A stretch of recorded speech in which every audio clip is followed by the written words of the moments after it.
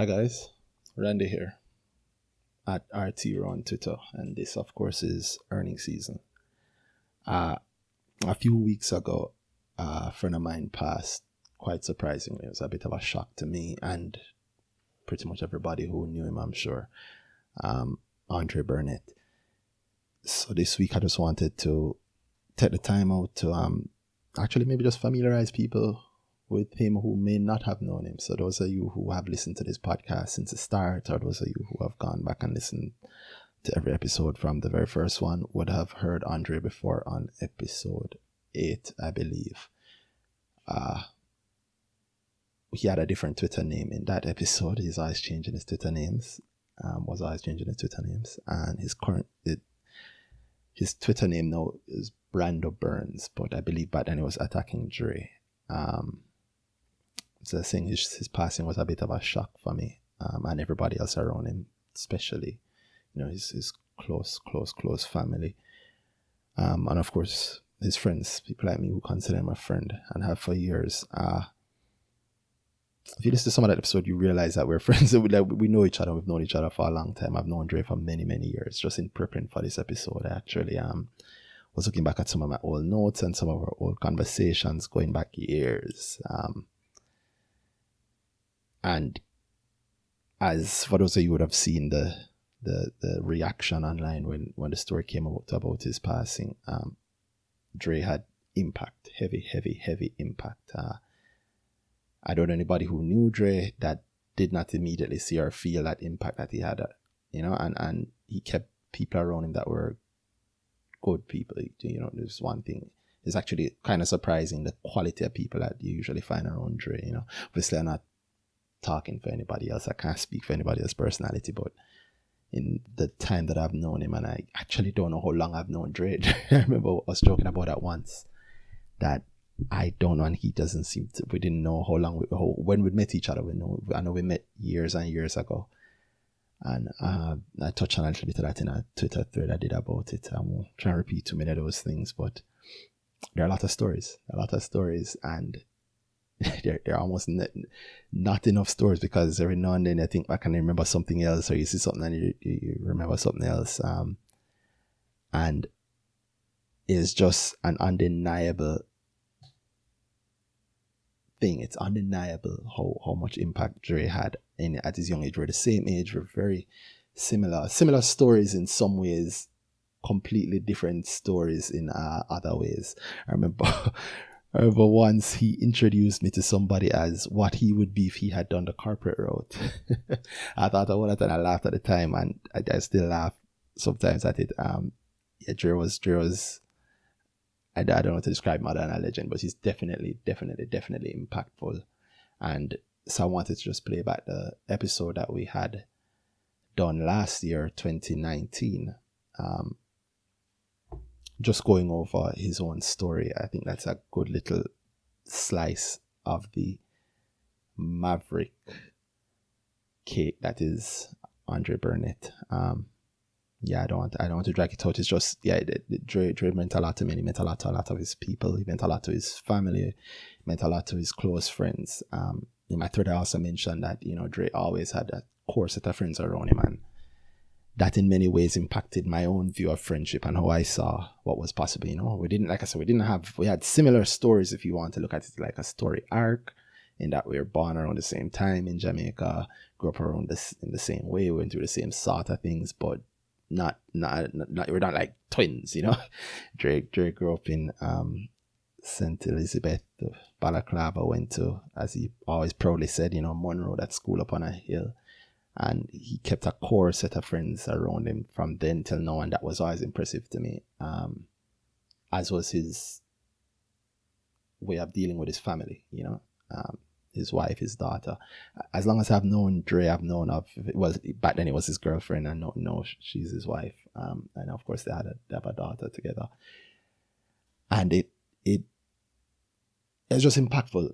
It's a word that keeps coming back to me. Every time I think about it, I think about how much impact he had in the time that he was here and how good it was. I really consider Dre to be like a really good friend. And I think it hit so hard also coming as it did, because he and I had spoken a little bit before, a couple of weeks before, and he and I had spoken a couple of weeks before, and it was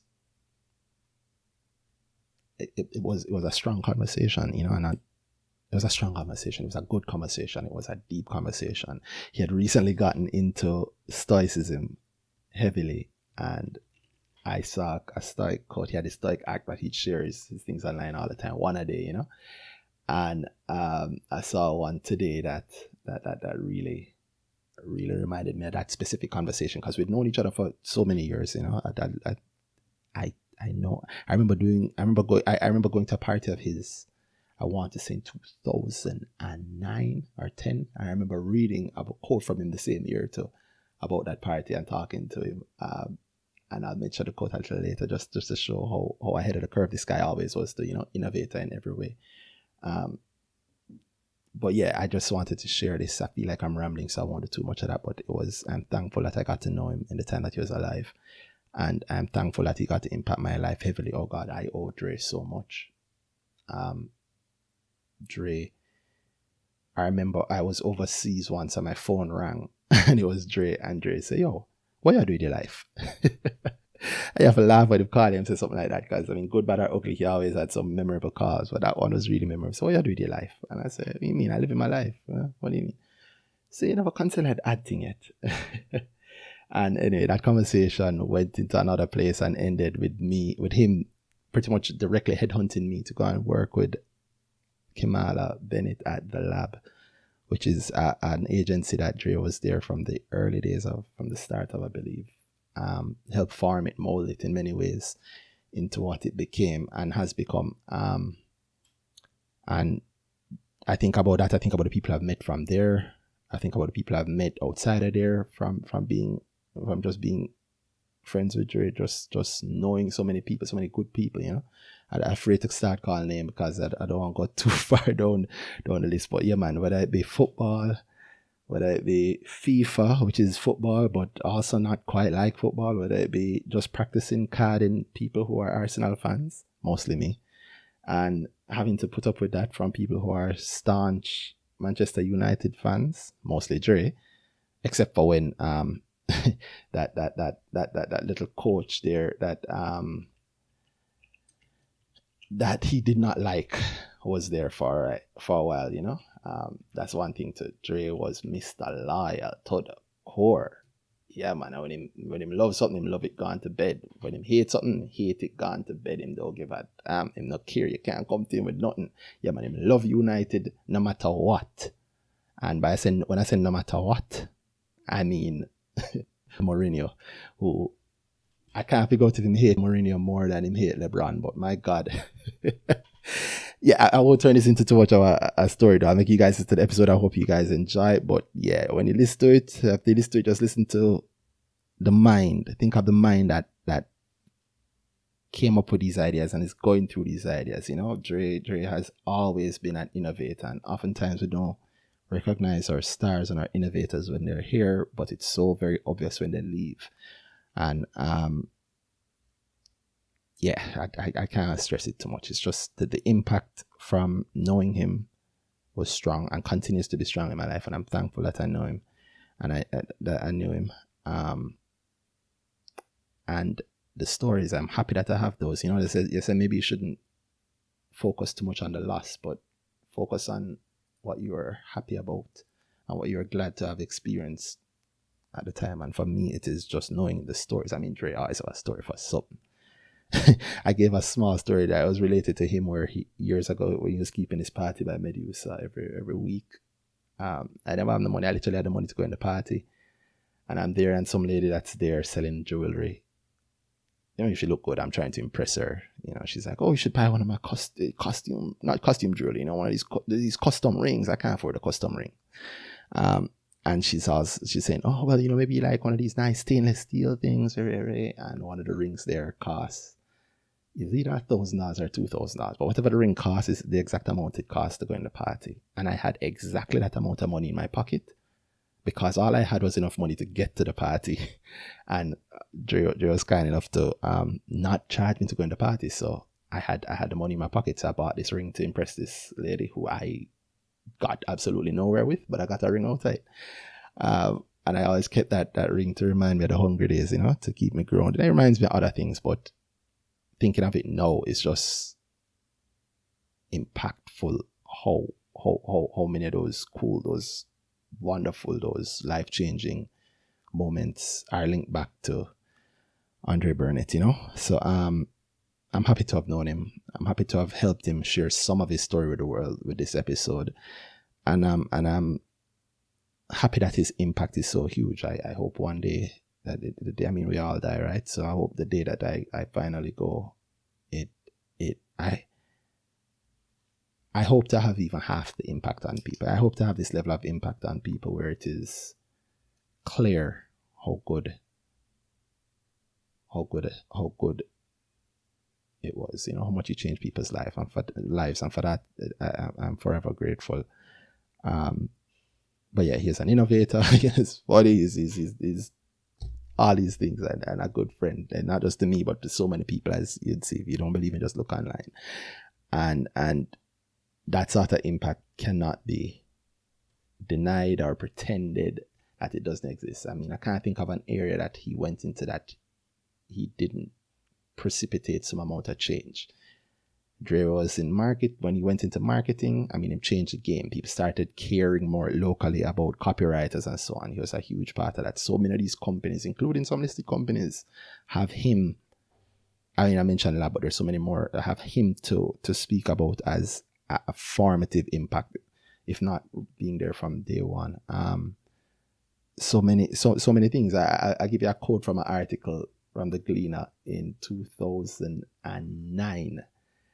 And listen, again, remember, this is 2009 and I'm recording this in 2020. Listen to the quote. French Kiss promoter Andre Burnett said, "The rough times made us think outside the box, and that's why we employed the internet so much in the first event. Most internet channels are free, so by us being innovative and thinking of ways to reach more people at a cheaper cost, we would be around for a long time. What we are promoting is value for the dollar, since every dollar is so hard to come by nowadays. It's hard as a new party to grab the attention of newly cash-prudent partygoers, so the onus is upon us to provide the best package for the best price." That's him talking about using the internet to impact people for discretionary spending, to go to parties, advertising parties heavily on the internet in 2009. Here we are in 2020, and there are multi-billion-dollar companies that are trying to find the same thing that he was doing for a party in 2009, 11 years ago. Yeah, impact is no joke. Impact is no joke, and quality people with sense are rare, and sadly they are a little rarer now in 2020 because one less is among us. And I'll leave you guys and shut up. I'll go into the episode now. So yeah, in case you didn't get it before, I'm so sorry I've been rambling. The episode I'm going to play is a repeat of episode 8. I'll give you some context. He, at this point, would have left the lab, started his own agency. That agency got bought out by SSLV.ja, went through whatever issues he went through with SSLV.ja, and he left. And he started up his own company, again called Fren and Company, where he was looking at a completely different area. I remember talking to me about doing a mother farm method, getting a piece of land in country and using it for multiple things, not just for agriculture. And again, we see that's a concept that I've heard now from major business people, from the Azans to Leachin, so many people. So yeah, he was quite innovative, and like from that quote I just shared, he is really quite innovative. He's somebody to know. The last story I'll leave you with is, I remember one time I was by his apartment. Him and at the time his girlfriend Rochelle's apartment, and we were leaving. We were going somewhere, and it was me, him, and two or three other guys were leaving. And we're like, "Yo, let's not drive 4 vehicles. Let's just go in 1 vehicle." And he's like, "No, man, let's all drive." It was like, "Why? Let's save the gas." I'm going, "No. It's not safe all 4 of us going on 1 vehicle. Suppose we crash. The world will lose 4 genius 1 time, so." Yeah. It was funny. You had to be there, but that is Dre. top to bottom, that is Dre, right? Drew, you know, his eyes a gimmick span, but always something innovative, always something sensible there. And the world has lost at least one genius. So walk with Dre. And lots of strength and prayers to the friends that are really close and the family, definitely wife, Rush. I mean, there are no words I can say that I know will change anything for you. Just go on, hold strong for you and your daughter. So yeah, for the rest of you who might be wondering why am I still talking after saying I'm going to shut up, I'm going to shut up now. I hope you enjoyed the episode. Listen to the young genius, Andre Burnett, on earnings season. Thank you. Walk with Dre.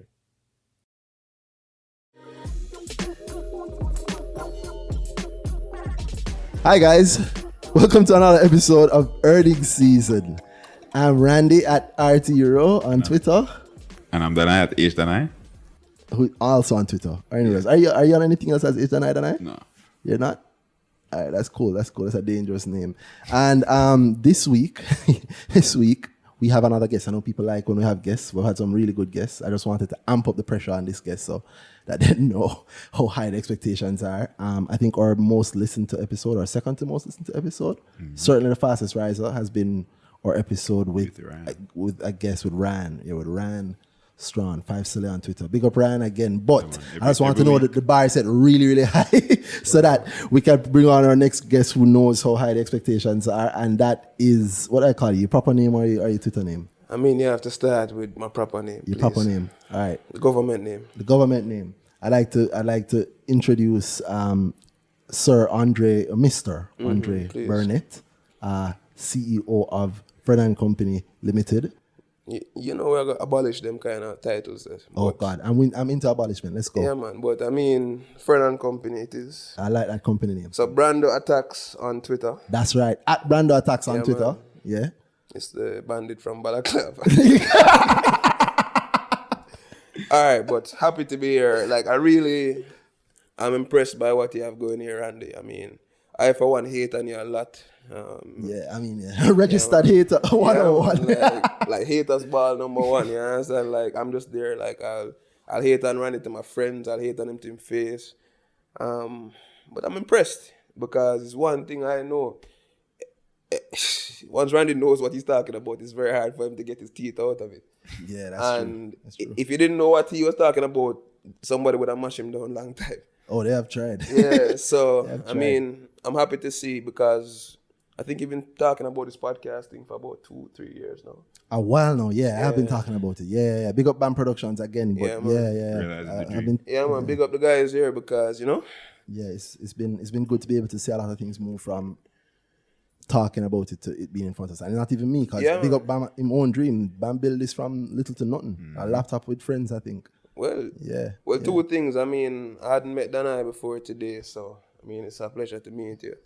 The other thing is, Ryan is not a bar for me. You understand, man? So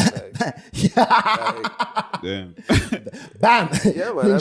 Wow. I mean, we have to understand that you have different leagues. I mean, everybody's playing ball. But some people are just playing on a different league, you know, so while I respect Mr. Strand, you know, I just wouldn't put him on my ballot for the best in the world. Oh, you know? Wow. Yeah, Wow. I just wouldn't, but I joke. Big up, Brian. Yeah, man. I do that. Right, look like him signing the haters contract too. I do that. My God. But thank you for having me, guys. I appreciate it, man. Yeah. Because, and for people who don't get it, before I start seeing say you guys have a war, I should point out that we're all friends. Dre does know Ryan does know Dre. I mean, they laugh it out over a drink, I'm sure. But please I don't want to see no incorrect news about that. For sure. Yeah, please. I like when people get the news accurate. So we're all good people who know each other. There's no animosity there. But yeah, you've had a hell of a journey. I wanted to introduce you as Dre. Well, you know what you call yourself for your company, Fren and Company?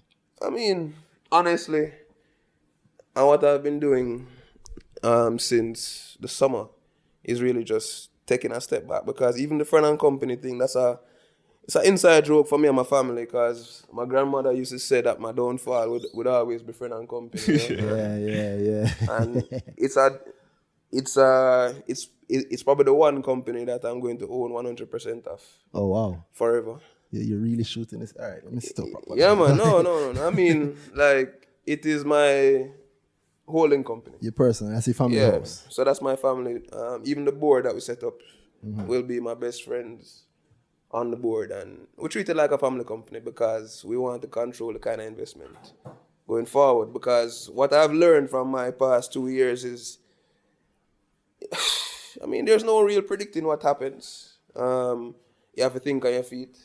I mean, them always say you have to play chess, but I think when they pour, you have to play a draft, you know, 'cause you have to understand, say, yeah, there's no way that you're going to make it through this without taking some licks. And that's what checkers and draft is, as opposed to, I mean, in chess, like you're trying to probably win with a stylish kill. In draft, as long as I have one more person than you, I'm good. It's a count. You try to by the count, yeah. It's a count, so I've been trying to grow at an unprecedented rate, and that has to have some blowback from a health perspective, from a relationship perspective. So we're just taking the time right now to set the structures in place. I think the network is strong enough that we can take a few months off.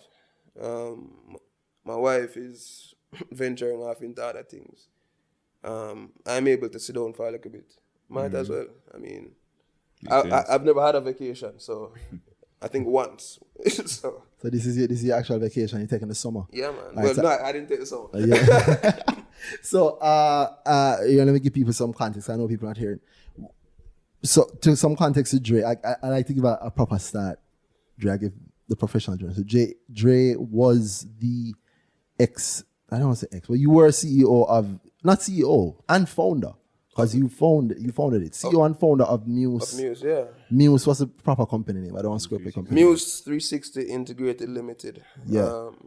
Which we put out to the market as a full service agency because that's what we needed to. I understand. I don't want you to go into the story. I want to give the people some backdrop. Yeah. So it was Muse 360. People who do their homework would know Muse 360 was one of the companies that was bought into by venture capital company SSLV.ja at the time in late 2018. Yeah. Late 2018. So one of three. One was Muse. The other one was the other two. Let me avoid any legal trouble and not name anybody. But yeah, sure. Right? So it was one of the companies that was bought into. He took a stake in the company. There for a while. I mean, SSL's story is another story that people can go into it. You can check it out. It's out there for people to see. But the point is, I know what people remember because you recently, up to this year in 2019, you left. So you resigned from that company. And that's just to bring people up to speed. So you resigned, take some time for yourself, started out your own thing, which I like. I know you mentioned some ventures. I know this because I read it in the press. So like everybody else, I'm a virgin, but I can't see him all the time. So I have to look at a glean off to see him. But yeah, so read it in the press. So you left and you started your own thing, and that's where we are. So I just wanted to bring the people up to speed so they weren't lost. For sure. But I mean, it seems weird to people, and my personality is one of, I mean, I don't complain, so people generally don't have any indication that anything is wrong until something's off. Until I just say, all right, this doesn't serve me or what I had agreed to in the first place. And I mean, there's a lot of blowback from doing something like that because people don't expect you to get up and leave the company you founded. That's true. I remember when the notice came out on the JSC, everybody in the room started looking around and say, "Why? You leave already?" Yeah, man, it was a big thing. Yeah, it was a big thing. I think for a lot of people. Big surprise out of people. Yeah, and I mean, it wasn't like there wasn't means to make it not be that big of a surprise or not structured another way. But I'm an aggressive businessman. Everybody knows that. I stand very strongly by my principles in terms of what was agreed to, stuff like that. But I will say that the one thing that drove my decision more than anything else, and that's probably the only thing I speak about, was, we saw financials in the news. And we saw financials in the news. Yeah, I mean, like, we saw financials in the news, and I say, yo, Jono, I can't really deal with this because, listen, me as a young youth will have a business where most people think is nebulous at best. Marketing and generally, intangible and them thing there. Can't afford for people to think, say, yo, this youth is just like a terrible businessman, you see me? And in that sense, it became, remember, we already gave up 51% of this company to make it work. 51. 51, yeah. So therefore, there's a huge sense of emotional detachment that it takes to do that in the first place. And that's because of the same thing, meaning, it's a risk. But yeah, it's VC. Everything is a risk, you understand? So the deals, but the company and I are just not a good fit. In terms of a long-term solution for what we wanted to do.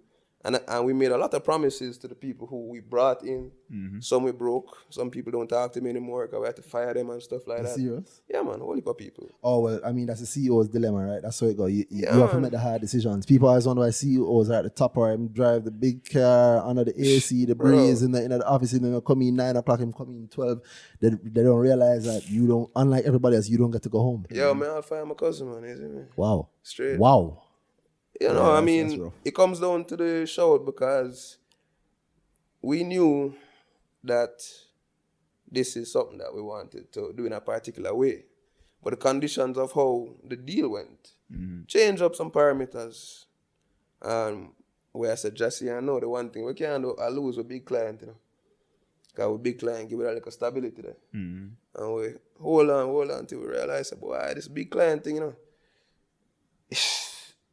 It's funny, but a retainer is supposed to give you some sense of security. But what it does is that it kind of hold you hostage in a way. Because everybody is trying to make some kind of margin. Yeah. So the persons inside the corporation, and no particular corporation, of course, is trying to save money as they should on their budgets. So therefore, by spending less on something which, remember, most marketing budgets were top out our 8%. If so much. Of revenue? Yeah. I mean, probably go more in like foreign countries who put more emphasis on brand. But in Jamaica, it's an advertising industry that is feeding on the scraps or everything else that works around. Me can be CEO of a company, of an advertising company, but your brethren who are on liquor stocks, I take home more than you. I mean, definitely. Generally. You understand? You can fling that stone my way. I don't man. care. Yeah. Okay. Yeah, I'm sorry, I'm good at what I do. Yeah, man. So, I might curse right here, but you know what? Let me not. Because the truth is, it's hard to run a company. There's no going around. Yeah. It's hard to being manager and founder. You carry the idea from nothing. You bring the people up. It's hard, and you don't get to go home. You go home, but it's still upon you. It's still at work. It's still in your head. Yeah, and because of the kind of business too. Yes. Because like Even the creative. Yeah, even on Twitter, I can't help but work. Meaning, say I'll be on Twitter and like I'm working because I'm seeing what moves people's communication methods. I want to see what goes viral. I want to see and how and why. Yeah, what people talk about. Yeah. That's the aspect of Twitter probably that I don't really talk about much. Yeah, it's constant market research. I love it. Constant market research. I love it. You see me? So like I made a concerted effort to go back onto Twitter to kind of be on the button when it comes to understanding what communication and persuasion is really all about, because that is my thing. And I mean, I can go back a little bit just to frame it up for people as how me get to start a advertising company. I grew up in Balaclava, St. Elizabeth, the biggest city in the world. But small town meds, and I went to Monroe, which kind of exploded because let me tell you something, like you're not ready to leave Balaclava and go to Monroe College, you see me? Like to understand like the different levels of society that were not apparent to you before. Because it's almost like you're living in like a little bubble. And then, oh shoot, like people are really rich. You understand what I say? I remember say, and then Monroe carries the really rich also. Yeah, it carries the whole spectrum. Everybody, I mean, like the dirt poor to the bad youth who in parents now have nothing else to do with him. So just boarding school. You see me? You know how it go in high school. Once you show some acumen, them say, well, it's either law or medicine. Yeah. So I got medicine. So I did sciences. I remember having to choose between geo and IT, and I thought that was really dumb. You know what I mean? Like, that should never be a choice. I mean, like, tell me, say, geography and IT are never going to intersect at some point? Come on. Well, they will, but you'll have to pick one. Yeah, bro. Like, it was a stick up, you understand? Yeah, the high school choices are really Yeah. weird when you look back at it. Weird. I had to choose either business or the sciences. Yeah, like why? I chose business because it was easy. Oh yeah, whoa. Yo, That was a thing, no? I could have been a doctor. You can learn to do what I do by yourself. You don't. There's nothing really special about it. No, man. You So- could do this. You Danhai. I mean, you did numbers, not really business, I but it did comes to sciences. you. Yeah, what did you You did sciences? this well. So, I mean, I yeah, started to engineering at first. yeah, man, yeah. but just apparently really like the numbers. No, I mean, like, engineering is really applied numbers, like Yeah. applied theory in a way. Isn't So it? actually, and engineering similar in that sense. The Yeah. application. Then he of- got Axel. Then he's an actor. Yeah, I I'm mean, an like, actuary, structure. bro. He's not an Mike, actor. I'm Mike, sorry. Let me not get the man in trouble. He's not an actor. He just No, knows. man, like- He just knows the math. I love numbers, you see me, because Come on. like me's a numbers man to like Kate maths and them thing that we used to mash up. But all right, I tried to sneak out of the medicine thing, you know. I applied for Carimac. They had this course called Science and Technology something. And I didn't know that you had to do a Carimac entrance exam. So I got to UA and I was like, crap, still have to do med. So I did med for like 6 months, and then like I was like, Damn. yeah, I just like dip out into something named environmental biology. Like somebody say, yo, you spend 60% of the time in water, bro. You get to go on trips. Yo, I'm just like, yo, I'm down for that, you see me? Because at this point, I have no idea what I'm going to do. Because the doctor thing don't work out. So that was the only thing that we had been building up to for the past, 13 years? So, one up.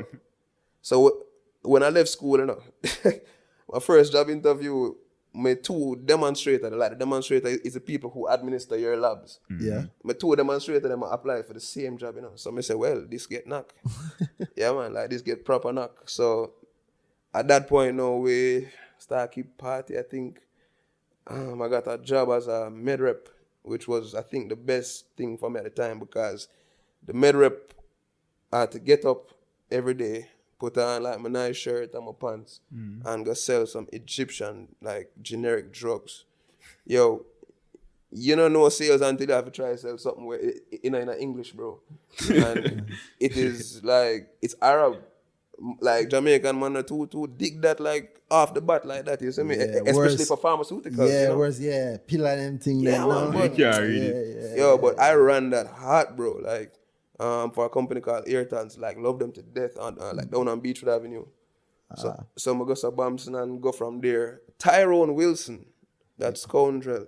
Big up Tyrone. Yeah, man, big up Tyrone. Anyway, I'm there. Tyrone Wilson saw me writing a note about something on Facebook, and I must say, Burns, you can write, you know. And I said, yeah, I know that.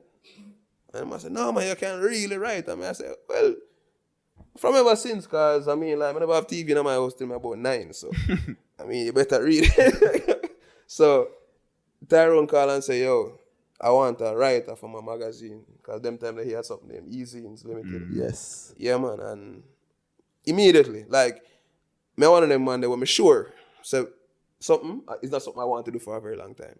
The med rep thing, all right, I know the island pretty well now. The next thing. So I was with Tyrone for a good while, like about a year. We grew that. I was writing all the magazines. Them time it was hot because them time the Tyrone I sell like crazy. And I think that actually got me a lot of start, you know, with talking to rich people and not being intimidated by rich people because from school, Monroe, rich people, you're used to them. Secondly, Tyrone's thing was called Your Money Easy, which I think is a precursor to this thing, you know. Like, Tyrone was the first person to put out content. Yeah, Tyrone was putting out a whole heap of Yeah, content. man. He had a business show. He had Yeah, a business magazine. Yo. He did some stuff with Proven. Everything I do is what Tyrone did like 5 years prior. Like, I just do it later than him because time catch up. Like, I tell him that all the time. Like, he was the canary in the mine, you see me? Like, so shit. Tyrone first get investment, remember? From Sagicor. Yeah. Tyrone had a real, like, Precursor. yeah, man, for everything, Yeah, man. him run him. Yeah, him man. list, him list first. Yeah, for sure. So, them time everything hot. Like, me I keep a party named French Kiss them time. Like my time split because I promote. You see me, Facebook, everything. One day Tyrone come to me about like, you know, things tight and so like me have him up for something. I don't know what. He might pre me because he must see me a tweet and things now come out and the man say, yo, Burns, you have to pull up your socks. And I say, yo, you have to pull up your socks, you know. I'm just cut at the same time. So you're gonna see a trend here, guys. You see me? Oh my God. So, but a far me and Tyrone come from, you see me, like far. So like Tyrone understand me. So far, meaning that me, you can ask him this, and me come up with a tagline, call Tyrone for what was it, Guild Treasure, I think it was. Yeah, Oh man. my God. A long time me I do campaigning like that, brother. You see me? So I think Kimala called Kimala Bennett from the lab. Big up Kimala. Anyway, she there. So Kimala called Tyrone and said she needs somebody to write a documentary for her. And him say, well, I know a guy that can write anything. And Kimala is like, no, that's crazy. Because you know Kimala. Yeah. And Kimala is like, no, that's crazy. Nobody can write anything. I said, well, try. So she met me and I end up writing her second book, The Young Entrepreneur's Handbook. For her. Yes, the how to do a business. Yeah, That's so, actually a great book. It's still in. Yeah, man. No, that's her first one. Starting a business in Jamaica. Yes. The second one was The Young Entrepreneur's Handbook. So, Okay. Yeah. Okay. So But there's the same thing. The process of yeah, man. Yeah, Same the thing, actual but from a process. kid's perspective. yes, man. It's a great book actually, especially for kids nowadays. Exactly. So them time Free add that in Kimala. Kimala's thing at the time was like education. Yeah. Like she had this thing called the business lab. Still is. Yeah, man. I mean, she Still wanted is. to teach Yeah. her with like billions. You know? Yo, the best teachers are always the ones that did it for the love. Yeah, of it. man, for Big sure, thing. man, for sure. So Kimala got it into her head one day. I said, bam, she need to start an agency because right now she's on the end of the production line. And this can't work for her. So she said she started taking on some more little things. So like, brother, like me, I write radio ads and them something there. So bam, I get a call to be in cause them time I think things tough. You see me? Like me, I write a book, brother. You know, like you know, I get consistent money. You see me? So I take a job to be a talent in a commercial. And while on the commercial, I complain like this ad sucks. So this guy, Colin Wheeler, who got called me, man say, what, so you can do it any better? I say, of course. Man say, yo, see, write something. My man give me a piece of paper. I'm go so man look at it and laugh and crush it up. Garbage. And fling it in the bin. And like 2 weeks later, him call me and offer me a job, you see me? Kimala now said, boy, her plan was to start an agency. Mm-hmm. This thing I threw a wrench in her fair plan now. But Kimala said, yo, here we go. Do you think that me rate about the woman that's still not, you see me? Yeah. She think far. Mm-hmm. She said, yo, go do your thing. Always long term. Yeah, man, go do your thing. And if, when you're ready, 1 year from now, me call you and me make you an offer for be creative director for my new agency. And I say, all right. So I go OG and I shot it, man, I tell no lie. Like, it just come natural to me, you see me? And them time I watch Mad Men, so, I was really into it, you see me? I just start smoking. Good show. Yeah. The marketing work point. Yeah, it yeah, man, subconscious, like, I'm start drink Canadian Club whiskey and them foolishness. Yeah, man. Like, the suit, boss. Yeah, what? Bro, you know what I see me dress up in a bad man. Me get clean and I spokes alone, I go in a bad man. I tell you. You say want a thing for that? Well, no, I can't get a link, man. Yeah, man, for sure. Can't hook you up. So, like, at that point now, Kimala just called me 1 year on a dot, brother. Yeah. Say, yo. First style, actually, she have this uncanny ability to meet her. Yeah, she says something happening and she do it. 1 year on a dot, she called me, brother. I say, yo, bam. So I'm going to go to my boss now, my immediate boss. The man say, well, all right, cool. The bigger boss now say, how about a double salary? At that time, I get vexed. I say, what do you mean? So you can double my salary all this time? I have man a beat. Sorry, yo, you can edit that out. But oh, man, I don't know if I edit that, but hold on. You know me like, you know me like about that? Me like the mindset. Me love the mindset. Whole of people would hear double salary. What? But there, you said the right thing. Yeah, double salary. You're going to pay me all along. Cut, man. So, I mean, them time, bro, like, I will live some weird money life because, like, them time, like... Remember the Marley Road days. Yeah, man, like, on Marley Road, like, we're never sure how I do these things, bro. Like, we live on Marley Road, so, right now that, we have brand new Civic. Yeah. You see me? But any little video come up, and them time, that, yo, like me just train my voice. KFC, so good. So me I work that 1,000 a second, you understand what I'm saying? So I beat that. So when Kimala call now, we say, yo, profile jump, we say, creative director. Straight up. Yeah, man. And bam, like on the ground, me and Kimala, they on the ground them time there. So, ramp up from there now, like 6-7 clients later. God no, me tired of it at that point. Yo, I swear. Yo, me done. Like, at that point, me do banking, food, telecoms, rum. There's no other big something left to do at that point, brother, except politics. And I have politics in my head, but I can't get to it, you see me? So, I say, yo, Kimala, I can't do this no more. Kimala say, Drip. So I handing a resignation. She frightened. She said, you serious? I said, yo, I can't take it no more. I don't want to do advertising anymore. I'm a cut. And of course, that strained the relationship somewhat because, well, I had a plan. But at that point, what the lab needed was not my kind of inspiration. Like, my kind of inspiration is what you want in a year 1 to 3. After that, like, you need some structure. Because if I'm in business mode, I'm in business mode. You know? If I'm in creative mode, I'm in creative mode. And creative mode, a business about budget and them something. That is true. One of the biggest, there is the constant fight between marketing and finance. Yeah, man. In corporate. Constant fight. So I don't think there has to be a fight, but no, there doesn't have to be a fight, but they don't trust people like me who can think out of 2 sides of my brain. Yeah, because that means you have to pay 2 fees. Yeah. so it rough right there. So like I say, yo, I'm not gonna do something different. So I took on like a road project to market something named Adrenaline Power. I was running Flow Super Cup administration at the same time. So that's when I realized that I like the idea of things that I have to figure out for the first time. So like the first match, I was like at sea. You see me, I had like 3 walkie-talkies. I had like bunch of little kids running up and down.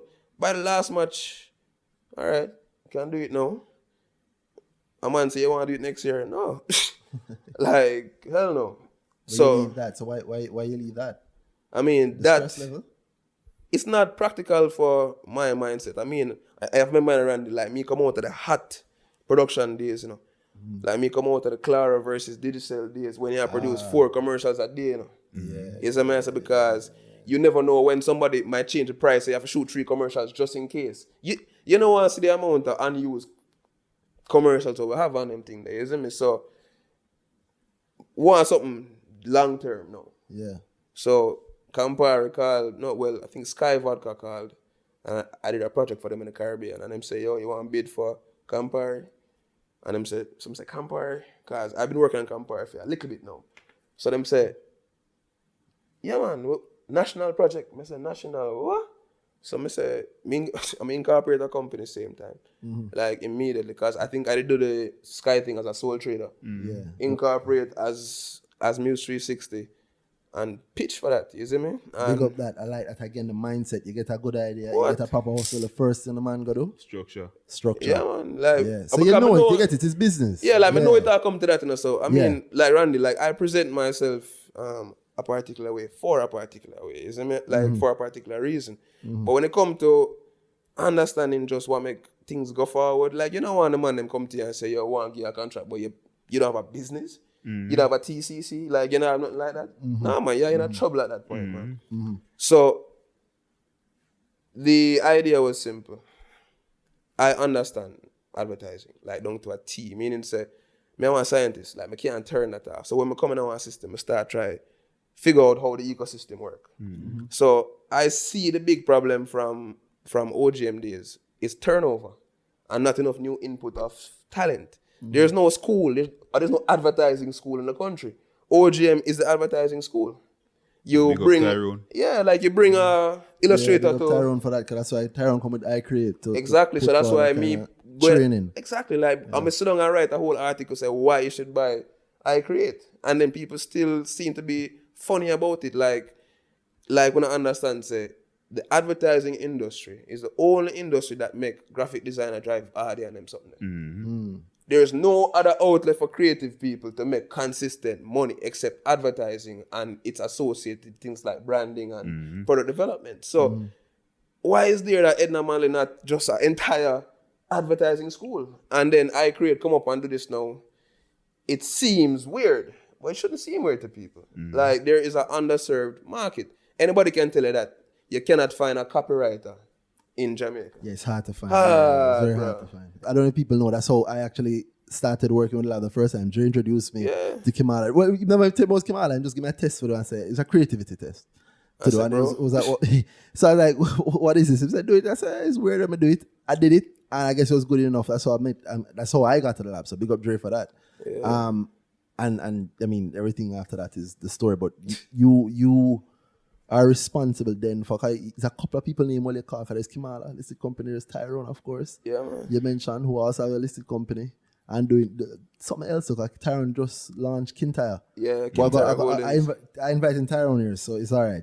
I don't want you to talk about Kintyre. I want Tyrone to tell us about Kintyre. For sure. But big up Tyrone for that. So it's just like how Kimala is a whole heap of people Kimala boss, you know. Yeah, man. Same way as Yeah, a whole heap of man. people. I see you doing the same thing. I see you carrying a whole heap of people. And that was a part of the stress for me, though. Go to the art show and see them and hire them on the spot, you know, stuff like that. Yeah. That causes two problems. There is a acclimatization period that your client is not willing to accept. The second part of it is generally you feel beholden to these people, like, and they are your people. You gather your troops and you tell them and you get them up. Every disappointment that you have to carry back to them is you have to carry disappointment back. I just bill out. I want to carry my wife I have right now. Same way. I mean, that soon change, but... I see what you're saying. That's what you mean. You're talking about you jump around there in time. Yeah. I was making sure. So you said this is after Muse. So you said even after the investment with Muse, because Muse did go ahead and get Yeah, investment but from I mean, SSL. let me jump back in time. You still manage the money sensibly. So let me jump back in time. I mean, in terms of... Campari gave us that platform because they had a thing that they wanted to call it Show Your Style or something like that. And I'm listening to Drake in the bathroom and I said, all I want is pop style. Yeah. I said, yo. But what dawned on me was that Drake used it, but nobody was online saying, what does pop style mean? So even though it's a completely Jamaican term, everybody still... So we said, wait, this must happen. So that's how Campari pop style came out. And we said, all right. So basically, my legend as you would have started grow along with Campari. So it was a nice little segue at that point. But at that point, we had 2 employees. And mid-year, we're going like 40, 50 million already. Because I was saying, if I'm going to do work, I'm not do work for no $1 million job. If I'm going to work for some $10 million job. All I have to do is just be the booking agency. So 2 employees at the top. And we just use the freelancers. Because remember, we have the same problem where some man just don't want to work in an agency. Some man just don't even like the sight of an agency because them traumatized. So my system was just remote in a way, or getting a co-working space like in Barbican at the time, and so everybody just forward. And that's how it worked it. And that kind of volume attracted 2 things. I mean, at the time we had interest from about 3 parties for investment. Why the one that we took was most interested was because it was a segue for me to get into PE, because that is my goal. Because I start focus on PE. Private equity, yeah. I start focus on PE when like I realized that these guys from Andreessen Horowitz where like their key thing was to work on the brands themselves, you know? Like they would come in, you know, I mean, them have all of them analysts and whatnot, you know, but what them come in, sometimes them fire the CEO, but them come in and change the brand and make sure that this thing becomes sellable, become really product oriented. And that's what them leverage as their equity holdings, their knowledge of growing a big brand. So I said, but I grow a big brand every day. I mean, like, what you talking about? So why I couldn't do that for a larger chumps? Like, why I work for the 8% of the pie? Why am I gonna fight every other man and step on like a grapevine? Big up Alex anyway. Why am I gonna step on Alex? Because like that's what the system fosters. And me try never to do that. Like everybody, like Mystique and them man, we try to be at least be cordial and fair when it comes to that market. But that's not where I want to be, bro. You see what I'm saying? Like, if you tell me something I have to go do a campaign for the rest of my life, man, it better I go back to country and they go teach. I'm not telling you lie. Straight. Because, like, that segue into PE is where, because when man enough disrespect will get us creative, you know. Once man here say you're creative, man, I take it serious again, you know. straight up and down, you know. That's what you mean. Yeah. Straight up and down, you know, like, and it's particularly offensive to me because means a trained scientist who, you know. So, like when a man I go say, yo, you're not being logical strictly because you're creative, not because of what you're saying, you know. Them thing kind of, yeah, man. So that's a segue, and as we said, coming back up to time right now, if the segue is being hampered by what I consider to just be, I mean, just never work. It just didn't work. And everybody have different reasons to stay put, but they just don't match mine. So I may seem like, wow, he really did that, but it just doesn't serve me. And I mean, if the new guys in are new guys, then we'll see.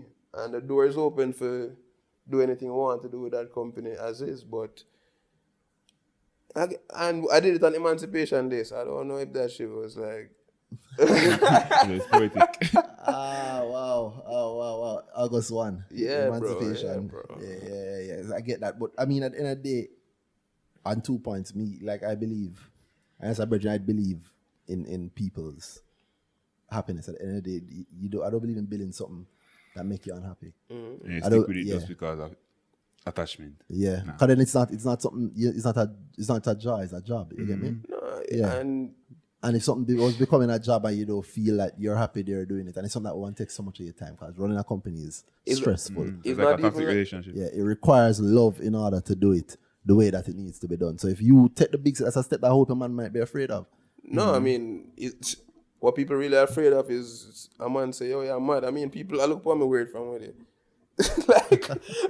like I must say, yo, the other day I tweet, so Jamaica needs a unicorn. And this brother tweet me, I say, yo, I should lay off the weed. So man, I say, on a serious note, like, I don't know if me should be disappointed by the fact that you don't know what a unicorn is in a business sense. Or be offended say things say, yo, like, I mean, it's a weeded or what. Let me help people. Let me bring everybody up to speed. Back from the back to the front. So the unicorn is like one of those companies on the US market that grows over 1,000%. You know, What to it become becomes a $1 billion the company. billion. Start up So, to $1 billion. Yeah, so startup so from nothing to something. They call them unicorn companies. I should also say Andreessen Horowitz, because some people, just to cut down the amount of DMs I have to get. That's a private equity firm in America. They do a lot of tech work. So they own everything from, I think, pieces of Facebook to they did the Skype deal. Yes, to they own that shaving company that the black guy owns. Dollar Shave? No, that's the white one. Oh, yeah, the other one. Yeah, I know. The one that the big boys bought out the other day. Yeah. Yo, so, I mean, bro, like, it's not like I have malice or anything with people, you know. It's just, especially summer, because summer is when like I got the opportunity to do the bunting campaign, and as I say, I've always wanted to do a political campaign. So this is the chance that you got to. Okay, so you see the dream work out. At the end of the day, you get to do your work, and you worked on. So this is Peter Bunting's internal campaign. Yeah. Wow. I mean, like that one, because I'm not telling a lie, Randy. Like when I met the man. I may expect like one, like I didn't even know what I was expecting, bro. But the man is an engineer, like you and I. So, like the man, I break down some. And things. Also gone into finance, like you and I. You see me? So like, the man I break down some concepts, and like the man I reason with it for 3 hours. The man come down to the office to talk to my team. Yeah. End up spending like 3-4 hours. So every week have a good bunting story. Yeah, boy. No one is opposite of Ryan, right? Because we recorded Ryan on the day when that election happened. Yeah. But even before that election, I think what's important is to talk about what went into that election, because a lot of people don't know that. A lot of people, however, are impressed by how energized the campaign, that campaign got the PNP, the young people especially within the party, and revitalize it within the party. And it was a new way of communicating. It was a new way of presenting leadership to the people. For sure. He did a big deal, I think, by moving away from some of the old ideas that don't necessarily fit. No, I mean, he's a very practical man, you know. So like Nikisha Burchell, who is his chief of staff, like, she's, I'm like 30, I don't even know, I wouldn't presume, but she's young like us.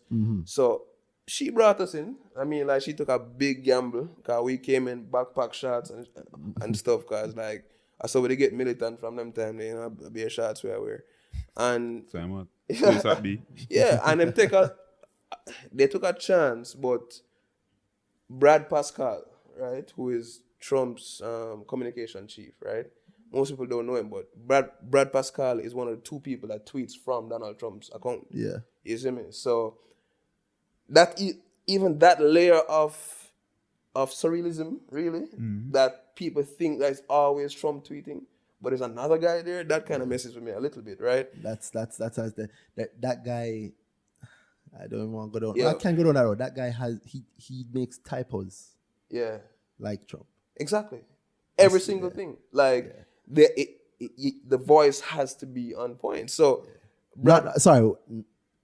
Well, I don't know, yeah, but he has to. it is thought of that there are mistakes that aren't mistakes. Yeah. So he deliberately makes a mistake. Yeah, man, for sure. What Like a Trump-like they speak mistake. in a certain Yeah. way to send a certain message. For sure, bro. Like, so even the all caps thing.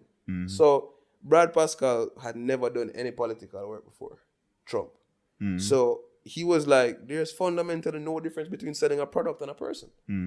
So that emboldened me, to say, yo, fundamentally, especially the fact that what we're trying to sell is, or create is a movement of, like, change. So symbolism becomes important, the rise, the arrow, all that stuff. Design plays a big part in it. And why it was so important for us now is because we can show that creative can change the future of your country. Meaning, say, a poor campaign don't make you stand up and take notice.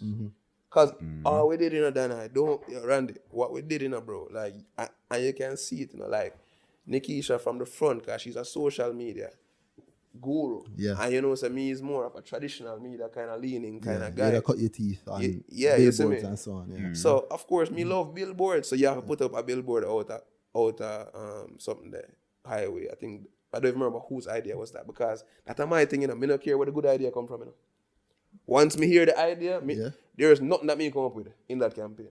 In terms of the name of it, the slogan, nothing what me actually come up with. Well, you acted like you acted like the creative lead for a company. So And I guess it's in your blood, yeah. So you did the same. You put together the good ideas to form a good creative. That's message. it. Yeah, and time wise, how much time you get to that? Because usually you get a lot of time to work on campaigns. No. Like, that was quick, bro. Like, that was like hit the ground running. And you did this while you're supposed to be also going through the stress of the SSL. Yeah, man. At them time I would have like draft up the initials, emails, and because I had offered to buy back shares and stuff. And in Muse. Yeah. So you offered to buy back the 51%. Yeah. But Yeah, I but mean, 51% they have control in. yeah, So they and can, board control and all kind of things. So it was more of a symbolic thing, because we're like, listen, man, it's simple. If me I give up 51%, me can't worry about the same thing when me that worry about when me have 100%. It's as simple as that. Me can't worry about 100% and I take on 100% of the risk. Remember, say, even when we got the investment, man, like, it was a struggle between, pay these bills or put on some money and save. But remember, bro, everybody here say you get investment. So everybody I come knocking, everyone I say, I remember, these are contractors that sometimes you even have to pay cash, so you kind of know what kind of transactions them the way I deal with, right? That's a bad man, you see me? Like, the industry that we're in requires people that understand the industry and understand the nuances that it's people-based, bro. What you put into people is what you get out. And you see, if you put in uncertainty and them thing that, then you get out uncertainty. And I am just more decisive than other people. but then you even mentioned the percentages. How because we did have had 51%, which I left you 49. No, that would have left me because we had another partner. So, like, I was down to like 20 something, you see me? Wow. So, Associate. yeah. So, that's why I said there's not much incentive for me to go through the pain. Yeah. And I mean, it got to the point You don't where, feel like your company anymore. I mean, that was always the agreement. It's not like me I tell anybody, say, me change my mind. But me I say, the circumstances is it this. feels like a job. Yeah. It does feel like a high stress, high paycheck job. Yeah, and I mean, That's how I would see it. Yes. Yeah. To me, 25% of something you're almost locked in. Do you still own the 20%? yeah, I still do, but like I'm willing to go back there and create an agency, hire, structure, and leave it alone. That's how much we disagree fundamentally on what the business should do to make money. What do you think it should do? What's your vision? Products. Hard product. Yeah, man. When you say products, what do you mean? What kind of products? Products and services, because all right, the deal is for them to get back security. Because remember, you're investing in pure people. That's dangerous, as you can see. Yeah. The only way to reduce your risk is to use the power of those people inside there to leverage hard things that general people, like to see. You see me? Like, so let's narrow it down as far as t-shirt. If you're going to get you with them for design t-shirts and sell them, that's even a better plan, long term, than trying to get clients. You will always run into the same roadblock. After a while, people just don't want to work on the same client over and over again. There is a limit. That's the curse of the Yeah, creative. man. So Like, I didn't air quotes, but yeah, the curse of the creative. At So some point, you just need to move away from that. Yeah. But if you only have a finite amount of people inside of the industry because there's no addition of new influx because there's no school, then you have a problem. So, like, products, and let me tell you why products is the end part of it, because how we structured the entire pitch to even get investment in the first place was Tyrone's model, content. A content move products, So set up a content network, get the attention, and leverage the attention. So that's why we bought a stake in Nightly Fix. Because Nightly Fix have over 100,000 subscribers on YouTube. They're big. And most of those are from the diaspora. So already my mind said, well, if them money I talk to foreign, who else want to talk to foreign? Grace must want to talk to foreign. So that's how my mind working, because again, I'm a biologist. I have to see the ecosystem. You see me, like an engineer see the structure. The chemist see the particles and how them something there. He's a biologist. I look upon an ecosystem. Who I going to eat from what and how it going to flow back around to me. The problem is it's hard to explain that shit to people. well, I can understand that. Yeah. I can The understand vision that. in your mind and you can't share it. The secret is to care heavily about the product, heavily about the side, the part of the product cycle that you are involved in or pushing, but also ensure that on the back end you handle the business, because you're right, after a certain point it does require a lot of good faith. It does require pumping money into something, hoping it works. Yeah, man. So that's why, like, for example, Which is why it's important who is behind it. So for you to be doing that, seeing that as your vision for the thing, and then somebody who is pumping money to you and then pumping money into that, they might have, if they're not on the same page with you, and trust me, we're just not on the same page. Because I say, generally, bro, and even it happened to my friends, your brain just lock off when you're marketing, because you feel like, say, yo, it's some hairy thing that, you know, like you pull out of your hat or something like that. So like, I'm going to picture already, brother. It is. Yeah. It's just that's how it's made. No, but I don't own that, but like, all right. It's not just pull out a hat. Well, you and I work differently. So it's very funny. We work similar, we work differently. So I'll let you go. Go. So like, because he's all right, so environmental biology have a whole heap of data collection. You have to just look on bugs and count them and foolishness. I know foolishness. I really love it. But, What do you mean, man? so that amount of data collection give me a good appreciation for data, but also when for this, and say, you know what?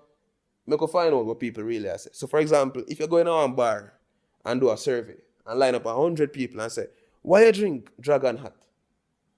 Some of them might tell us they didn't like it. Some of them might tell us them like whatever.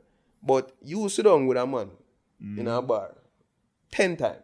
Just stop at 10 different bars by yourself. Buy a craving, light it, ask a man a question and buy him a drink. And say, what you want, hot or cold? And him say hot. And you say, why you drink it hot? Then you find out, say, time's hard and the drink lasts longer when it's hot. That change your whole marketing scheme, Completely. Because if you go out there a harp and taste, man, if we have money, we would drink it cold, man. I want him to you. But, and that's an example, because like we're not sure how that's cute go, but you see how that can cost you millions of dollars for a wrong campaign. Yeah. So me don't like how guy, like I say, like them things don't make sense on a larger scale. We understand, say, if our principle is, if we can grow a small brand into a big brand, why we can't take a good, decent company with a little brand, create a big brand out of it, and say, come guys, we're going to the market. Because now your brand match your product. But there has to be a little part in which the brand gets involved. And that's where I want to come in. That was the structure of all these things. Because when we come in a brother, I say, we reduce risk. I can buy a piece of our events company quick. But let me tell you something. There's nothing you want to lose in business like credibility. You know, I go to a man and say, yo, 30%, the man agree, handshake. You come back a year and say, well, we need 20,000 US to do this thing that we agree upon. Well, you make a deal, like you make several deals, bro. Like, dog, like last year, I have this thread on my Twitter of stuff that we did last year. Yes, I remember that. Yeah. The man made me feel bad. Come on, I have nothing to do. We never have Bro, nothing to do that year. like just things that we're doing while doing agency work. Yeah, Meaning separately. because that was our mandate, brother. We hired people for side projects. Meaning say, call it say we forget cabbage January. We get cabbage August. Wow. So therefore that changed You have to feed the yourself in entire between. outlook. So we are on a hot, brother. I thought I hire some man to do some long-term things, but them end up do some short-term things. My client, I say, yo, we're going to fire you. I said, just I know me, I work 3 times, we lose money upon like foolishness because those people is not brought up. We work out of one house in a New Kingston, brother. Them time there. Like, my brother could have paid, my brother lost his roommate and we just move in and run the office out of the rented house, right? So we keep things low and tight, brother. Because half of our rent is much cheaper Much cheaper, brother. Yeah, so you manage your expenses. And the internet was super fast, bro. You see me? So, and there was like a mango tree out back. Yo, it was crazy. So I saw we run through the year, brother. Hot, like, by the time investment come on, like, now it's time to fix this back now. Restructure, fire off a bag of people. And that rough, because them same people that you work with, have Man. Yo, like some man call me some things, brother. You see me? I say, like, remember, like, I have some money for a certain supplier, virgin still, but as a man here, so we get investment, so a man send an invoice. Like, we couldn't rag him still, funny still, because we haven't for a while for him still. As the man see the investment, man goes, phew, remember my thing, yeah? So, can't wrong him. You have to go for your money. yeah, man. Why not? So, this a year now, brother, like, man, I talk best of times, the worst of times, because on the personal side, like I talk tragedy, like, people are dead left, right, and center, like, you see me, like, family and friends. We have a rough year. Yeah, man, like, so, like, at the end of the year, now, I'm going, like, about 30 cigarettes a day, them time there, you see me? You have to watch that. Yeah, man, yo, bam, hospital. Like lungs collapse, all kind of foolishness. Yeah, man, just lay down. And the stress. 7 days, brother. Stress So like, so my doctor goes on and she hold my chest and she say, yo, stand up and walk around the room. So she put the stethoscope, I can't hardly pronounce the word there. And she say, yo, how are you walking around? Like she say, yo, you have the chest of a 60-year-old man, you see me? I say, well, I guess I time to lie down. And like, my wife jump in, brother, and my wife. Yo, big up management. Yeah, man. Real management. Big up management. So management just go work, you see me? Like management quit her work because she used to work at Toucan, another agency. And she go run the agency and she get it for run like a real agency. Because them time there. So she hire and restructure. And by the time I come back now, just bag of things, brother. You see me? Like little things, board this, board that. And I said to them, say, well, because I like when I talk on them something, because I'm emotional and only emotional people talk about their feelings. And well, they said that about women also. So. Yeah, so I mean, fuck it. But, like me, I said to myself, say, well, as me say, it just don't make any sense. 25% I profit, 100% I work on them something. Yeah. Plus additional foolishness on the side, bold and beautiful on them blood clot. Like, me not have time for that party. You see me? Yeah. You can check my records. Like it's very hard for me to talk about myself from like a biographical point of view, but you can check your record. Like anything we ever say me do, biggest campaign, like run campaign a Guyana from Jamaica. Biggest campaign ever do. GTT, go look it up. Yeah. You understand? Like we have the receipt them. So like I never understand how some people like I make it seem like me get weird all of a sudden. I've always been this disagreeable. Like that is true. That is true. The man start the podcast, with that little subtlety. You know what I'm saying? It's a psyop. Let me tell you the psyop. The man started and say, he hate me and diss me. When me do, you know what I do? He will cover himself, So if sit next person and say, yo, so you got to run the thing. Say, you know something, I listen to the thing I hear the first thing I say, right? And that, man, him tricky, Yeah, right. And then him say, so you can say, him say to him face, say no to. Right? And then me say, so if none of them see we are part, them can say, no, Dre, don't tell me what I got. Yeah. Some people not really that disagreeable, right? Him just want to be friends with everybody. Just live good and they live good. Right? And the same thing me I do right now. But me not do that. The thing me I do right now is just live good and we live good. There's no sense in being angry with anybody. I'm like that you free up yourself like that. I'm like say you free up yourself, you free up the company. Yeah, man. Like me prefer, as me say, I'm okay with everybody thinking, say me a cruff and go back a country. Because where you find, Yeah, but that's sure that. Because first of all, people live a country and a crush. No. More cruff the town and country. No, for sure. But I say, me would have be a country, like, bar them cheap down there and them something. Oh, God. But I'm saying to you, bro, like, business just seem to run by the same thing where everything is run in Jamaica. Badness. Some business, not everybody, but I get you. Yeah, not badness as in stab your badness, or something, meaning say posturing. Yeah. Power moves. You don't have to, but other kind of something there. And I think it's where you were. Exactly. I think mean, it's where you were. And that kind of aggression there, Randy, you will know me from FIFA. that is aggression. If you tell me, say, me can't play FIFA, yeah, we're going to have nights of playing, of me beating that into you so make better than you. You understand what I'm saying? Like, big facts. Yeah, man. Let me pause for a second and say something. Within what I'm calling finance, Twitter, finance, whatever, I am sure that I am the best at FIFA. Anybody have a problem with that, DM me, let me know. Me show you what going on. Big man thing, right? People waste money. I waste my money on FIFA. All right? If you think you're better than me at FIFA, link me, let me know, I'll show you that you're wrong. Wow. If you're in finance, I'm definitely the best within the finance, the Jamaican circle, definitely. They're probably too busy to play FIFA anyway. I mean, like, but I met the time. I had to sell something at the PlayStation at one point. But, like when I was over here, like listening to the previous podcast. Yeah. What I realized is that Twitter doesn't work for me to follow. Like when you guys talking about it, it's much easier for me to follow. You see me? Because when I talk about the flow of, or like what are the ramifications of the access sale and whatnot. So people listen what I heard from the other episode, bro, we spoke about the access episode, but you'd have also figured out if you're sensible that Dre was here then. Yeah. So we recorded right after. Yeah, but like me, Gus Abamson and... So you don't follow it that way on Twitter, but you get what I'm saying? Yeah, because like on Twitter, you just have certain conversations that are designed not to be productive. Like somehow. Meaning it's almost like you have some people who say, say, boy, Randy up to something, I like it, Yeah. You see what I mean? I'm sure. So, bam, we are going to try to figure this thing out. And it's the figuring out that slows down shit. Yeah. The worst part, you know what it is? Well, I think I must be annoying to people.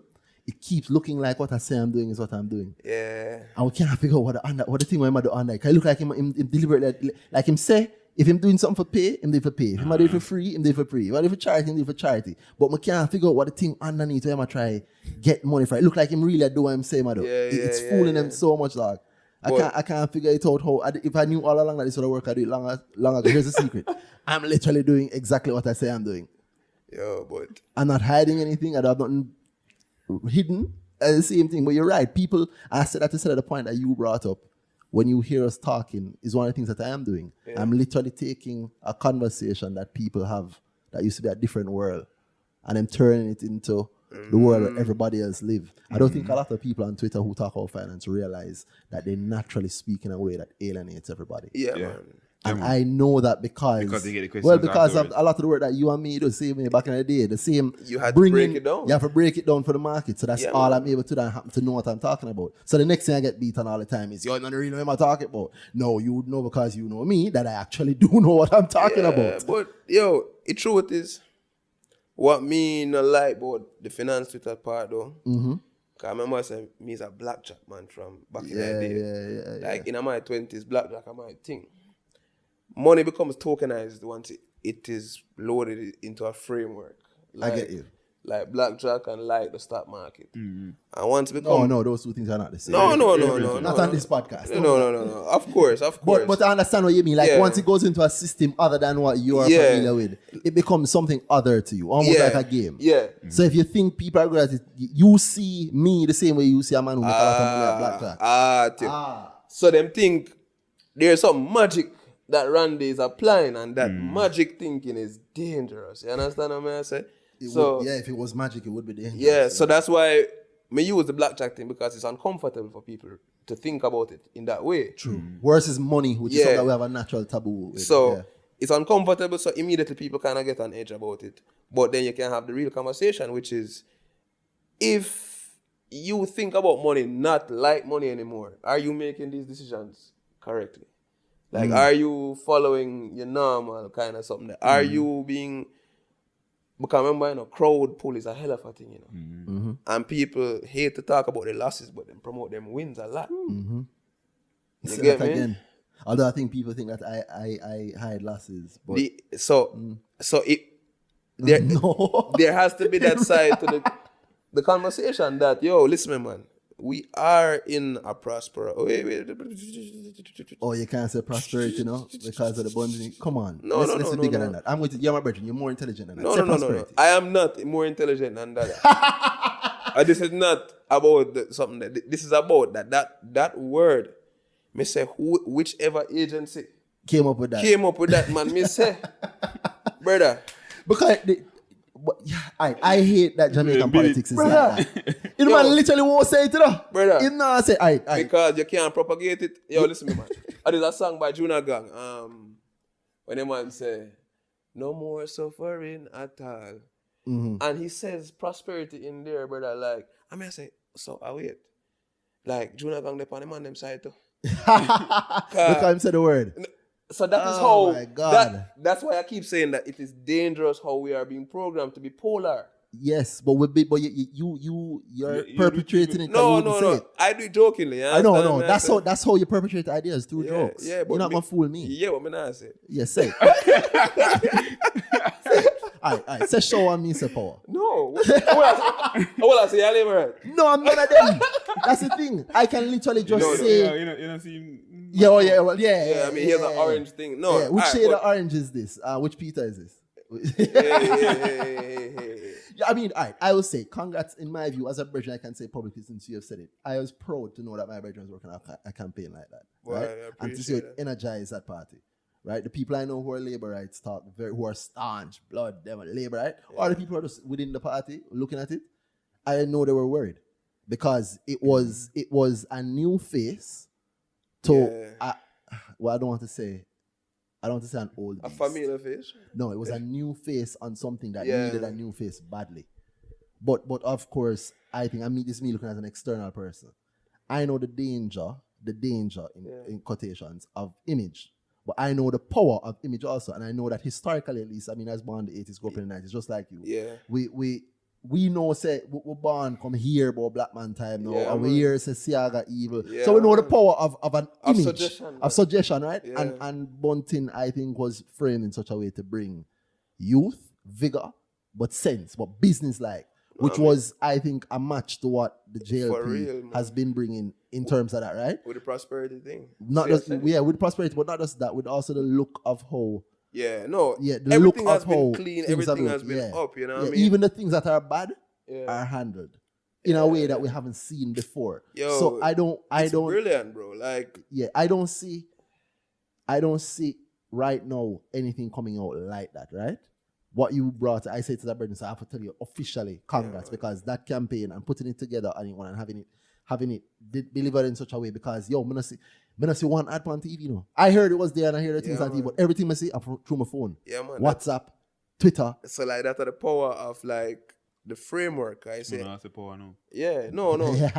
Exactly. And the power of the framework, because as me say, the boss he trust his staff and his staff trust we. Because even though I'm not call my people them name, because maybe them not too comfortable with something, but like the people them who work on this, like me attack, them go all out in terms of trying to see if them could have really influenced it. Because you know what I mean, I found it so even the man them on the setup for the show, them man they start talk politics, and I think that's important. I think the middle class don't talk politics, and it's silly.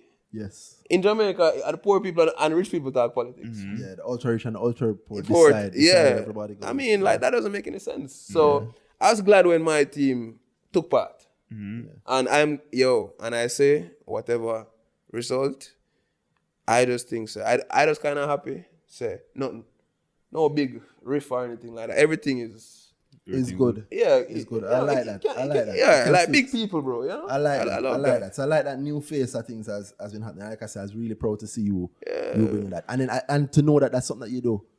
To me, I consider it a successful campaign. Definitely. So yeah, so to see that appreciate him it, to see that him get that sort of effect, and that's coming right after you would have finished a rough time with the whole SSL exit. No, I mean, we're just doing it.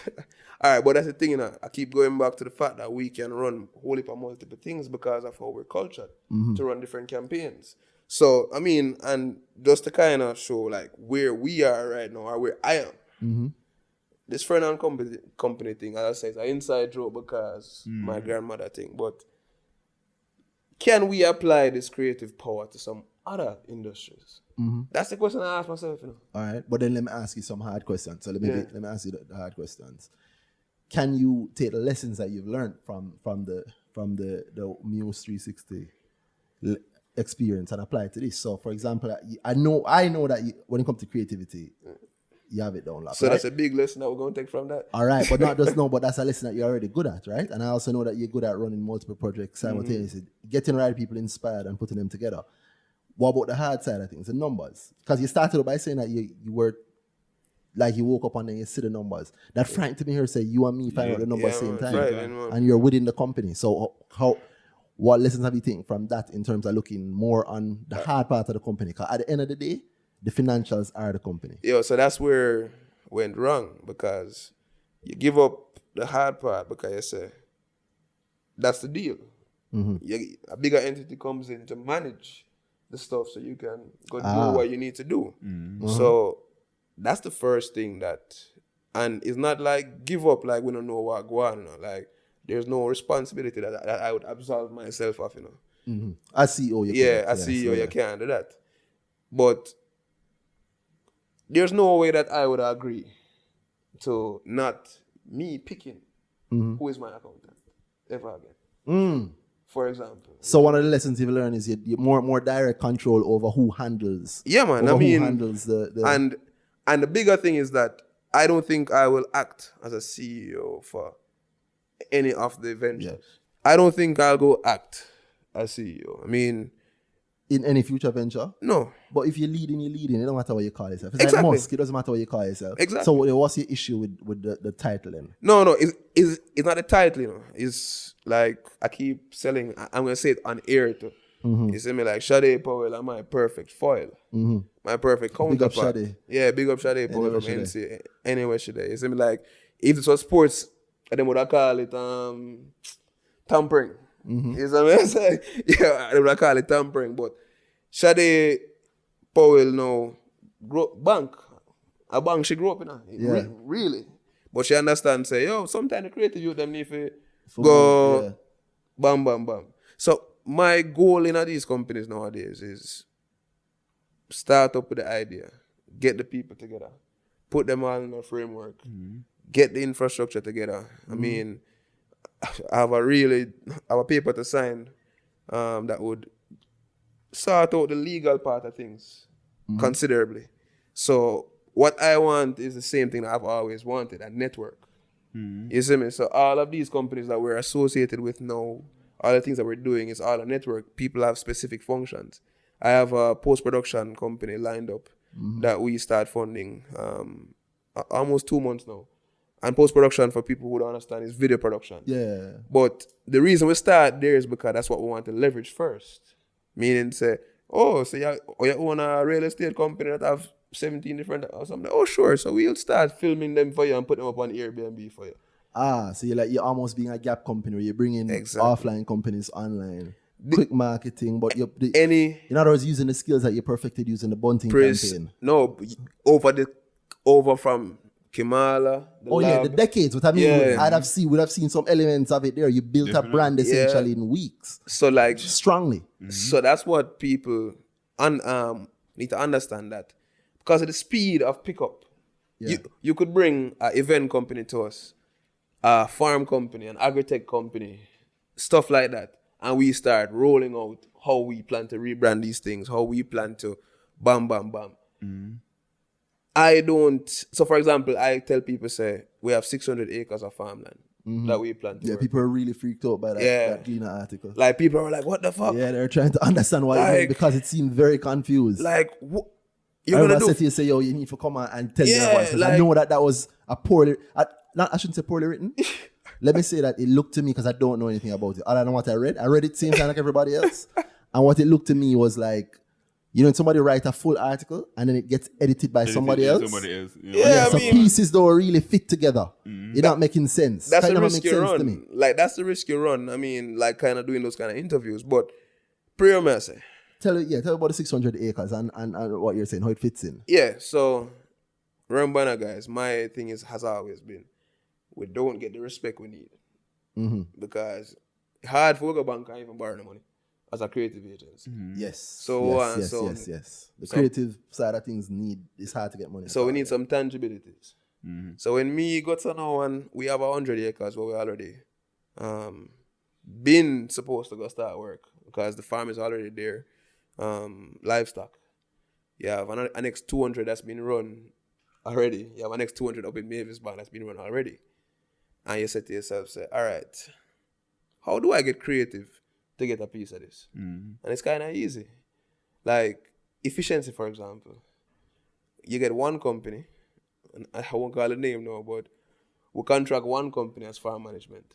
I'm talking, when you put these guys up on a slide, them money, I do agriculture, greenhouse, everything for years. And you say, you guys, I am going to broker 30% of your company in order to run all my farms. In return for that, your farm management company starts to manage, as opposed to 100 acres, starts to manage up to 10,000 acres. Potentially. So that's the incentive for them to come on board. And all of a sudden, I still don't know anything about farming, but my farming get done.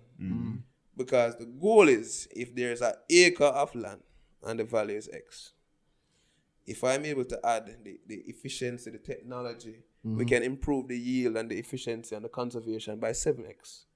So all of a sudden, we're already up 7x. But can I now create a different product from the crop that was being produced instead of the produce?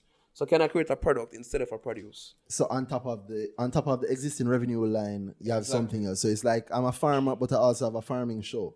Precisely. I understand you completely.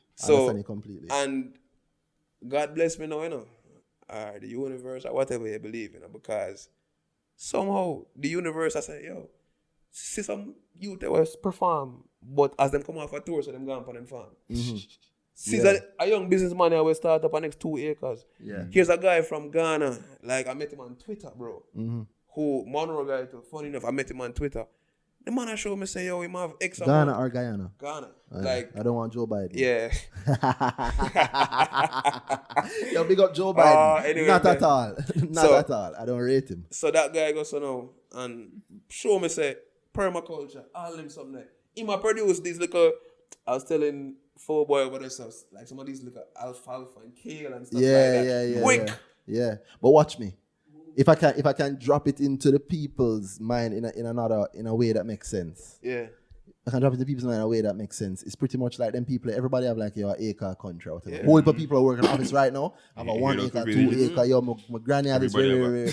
Essentially, they can literally contact you and you can get a farm management company in to say, yo, As long as you can show me say you own the land and you can allow us to set up there, I have someone who wants to grow a certain crop in this place. If it's in the mountain, I have somebody who can do coffee. If it's in the plain, I have somebody who wants the peppers or the alfalfa or the kale or whatever. So, like, there's a guy, as me say, like... Hold on, you don't see a 600, I give you credit? Yeah. When the Gleaner article came out, the people in that thought your 600 acre idea was rubbish. I wonder how them feel now, because Richard Azan just announced how many he wants to do 1,000 acres in Clarendon, and nobody thought Richard Azan is crazy. And I'm sure people know that Richard Azan is not going to be... Ghassan Azan. Ghassan Azan. As a whole, if editing that though. I know Mr. Azan is not going to be down on the farm every day himself. So obviously he's going to have farm management. But I'm sure they didn't look at him and go, what the hell is this? Versus you when you said it. Let me give you credit as somebody who thought, what the hell is this? Straight. Apologies, big up.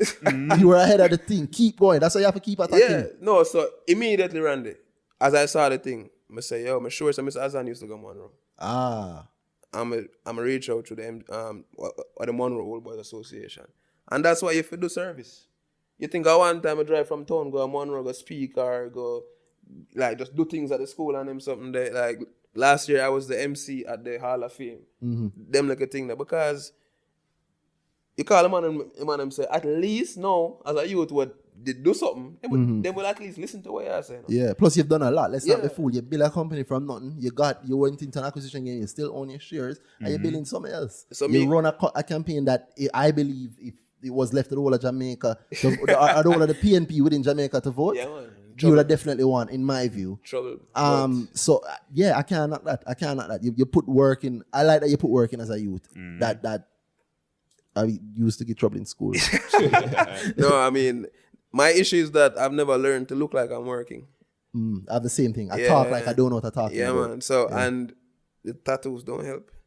I don't have any tattoos, but you have a way for tattoos. Give the people some tattoos before we go. What I mean is that I see you have a tattoo. People are not looking at them. There's no video for them to see. Yeah. On your inside palm, that look like, is that In Time? That Justin Timberlake movie? Yes. All right.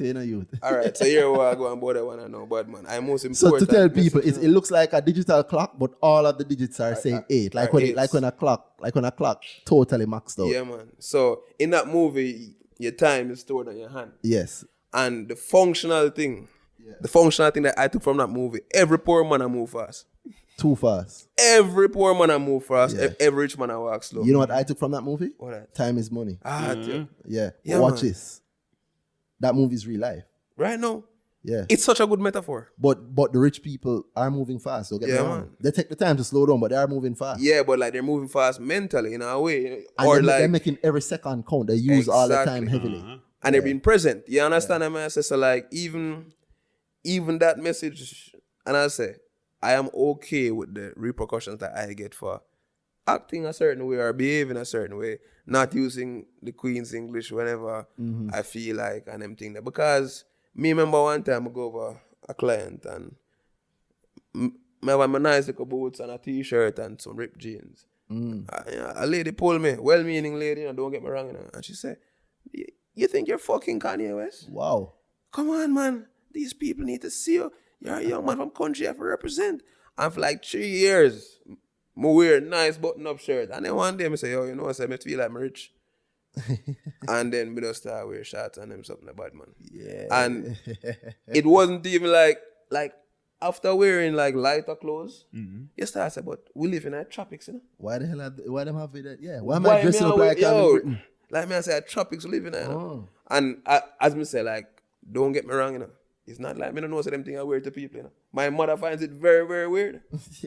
My mother complain all the time. You see me? I say, so we understand that we present a particular way and we're okay with that.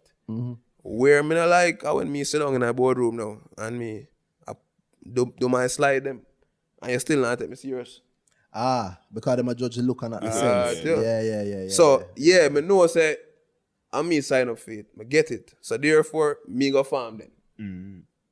Because but not point it that way. Yeah. Because even at farming, if some of my brethren have a brilliant idea for real estate right now, where him say, yo, if you can raise 600,000, we'll cut you in. If you can raise it. Sir. Jamaican? You're mad. Oh. Let me tell you something. If you can reach 600,000, don't get cut into anything else. Do something, do something on your own. No, man. I mean, like the raise, because the thing is with my thing, like, the Fren and Company thing. Yeah. My grandmother them always say it, and it was always true. Friends hold me back. You see me? Hold it back. Yeah, man. And it's not like a bad hold back. Oh, because that's kind of hurt. No, like then keep me in check. Like if I was a single-minded youth, me a billionaire long time, man. But some boy get crushed. Yeah, man. Some boy throat get cut wicked. You see me? I say, and not really. I mean, like in business. You see me? I say because, like, bro. Remember, say them time that we in with the clients, them like.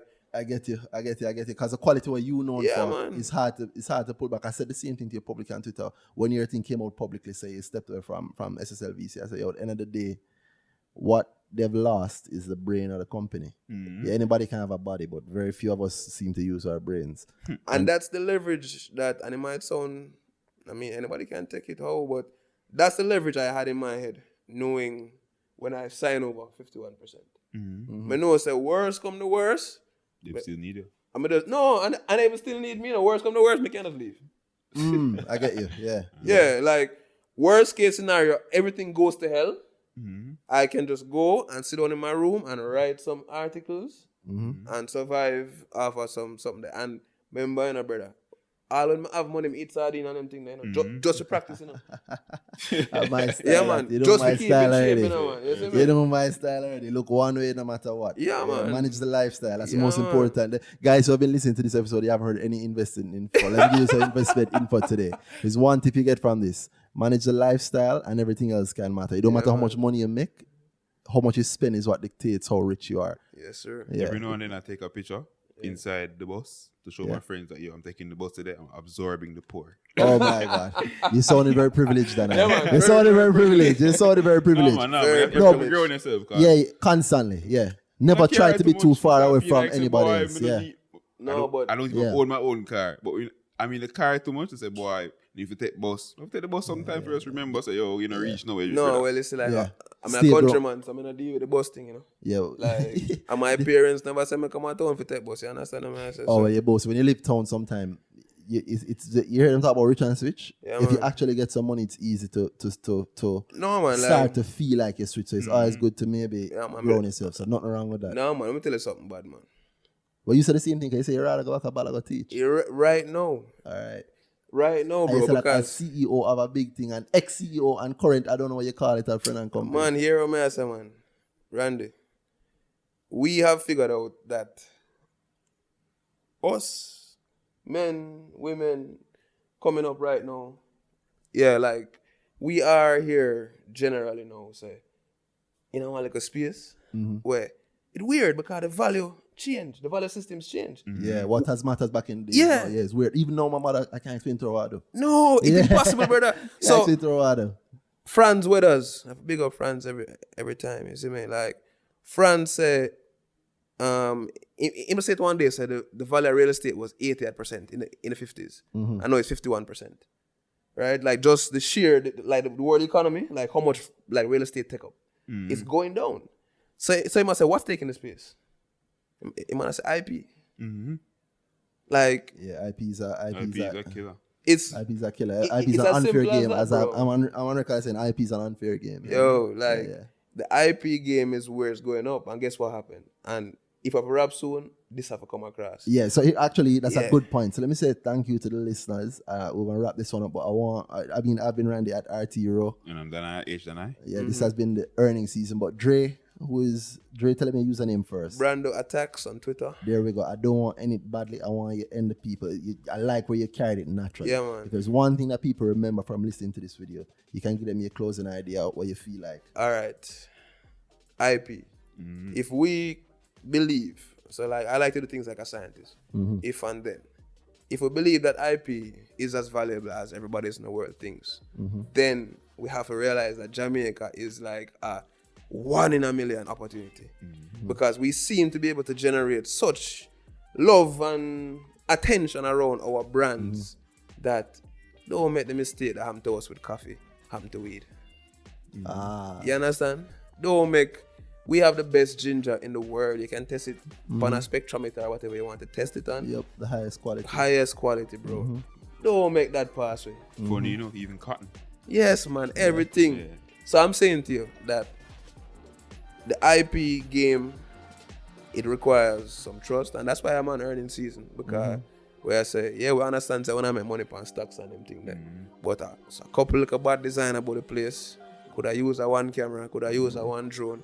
Yeah. I could start some passion investing. Well, in I a mean, way. I didn't design the logo myself. I don't produce it myself. Big up Bam Productions again. Bam Productions. And I can say this in terms of me agreeing with you. Yeah. And everybody agreeing with you. Well, I do things scientifically. I make the numbers match it. And the fact that somebody's listening to us right now to hear this idea shows what I think about IP and digital media. Yeah, man. It's been a good podcast. Appreciate it. No problem. Big up. Brando attacks. Straight. And All don't right, stop guys. attacking team 433. Yeah, method the counter attacking. I like that. Not bad. Straight up. Bro. All right, guys. Thank you. Yeah, man. Yeah. So that was Dre. That was episode in completely different times, pre-corona times. I hope you guys enjoyed it. Hope it wasn't too much. For those of you who heard it already, don't worry. We'll have something nice and new for you for the next episode. But that one I thought had to be done. And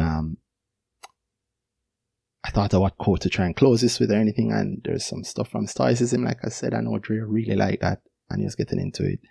And there's one I wanted to share about friendship and resilience, you know, because I was lucky enough to have a conversation with him right a few weeks before he left us. And the quote reminds me of it, and it says that one of the most beautiful qualities of true friendship is to be understood and to understand. And I think that conversation was great because after that conversation, I had a stronger understanding of him and he had a stronger understanding of me. So imagine having like a deep, long conversation with a brethren that you've known for over, at this point, I think, over 10 years, right? I mean, I know this is a good conversation. Not everything in it was good, not everything in it was happy. But at the end of it, we were both in a much better place and a much happier place. And we spoke a little bit after that, but not the same kind of conversation on the phone call. We usually have the deep conversation with Link. And I am really happy that I got to have that conversation with him. I understood him a lot better. We spoke about a lot of things that I didn't understand, that he didn't understand. And so, yeah, I think of him as a true friend and what we had as a true friendship, you know.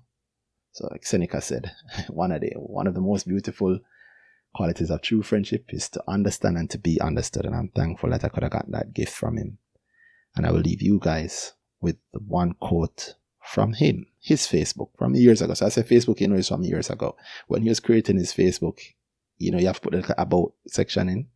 His about section from years and years and years ago was, I'd like to be remembered for the things I did when I was just trying to do my best. Definitely remembering you for that, Trey. Big up. Walk good.